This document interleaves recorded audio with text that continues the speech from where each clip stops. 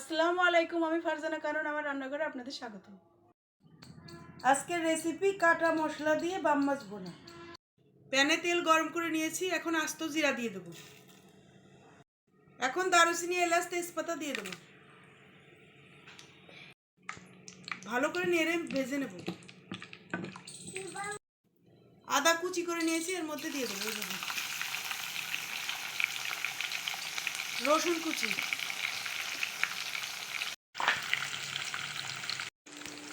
কাঁচামরিচ, পেঁয়াজ কুচি।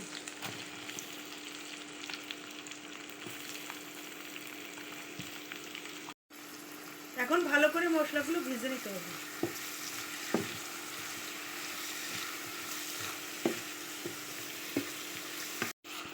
সবাই এভাবে রান্না করতে পারেন, রান্নাটা খুবই সহজ।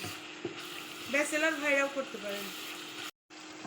এইভাবে নাড়তে নাড়তে পেঁয়াজের মধ্যে থেকে পানি বেরিয়ে যাবে। মশলাগুলো ভাজা হয়ে গেছে, এখন হলুদের গুঁড়া দিয়ে দেবো। মশলাটা ভালো করে মিশিয়ে নেব।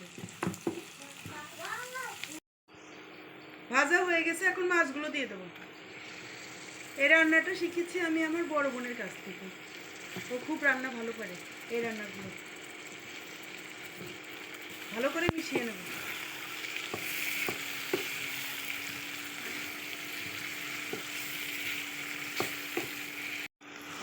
মাছ দেওয়ার পরে এইভাবে পেঁয়াজের মধ্যে থেকে পানি বেরিয়ে যাবে।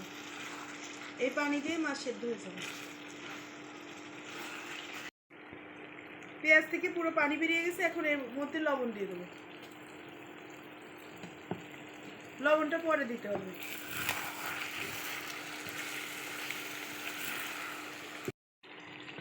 রান্না প্রায় হয়ে গেছে।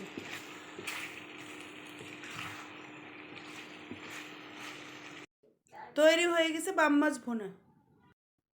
চ্যানেলটি ভালো লেগে থাকলে লাইক, কমেন্ট, শেয়ার, সাবস্ক্রাইব করে পাশে থাকবেন।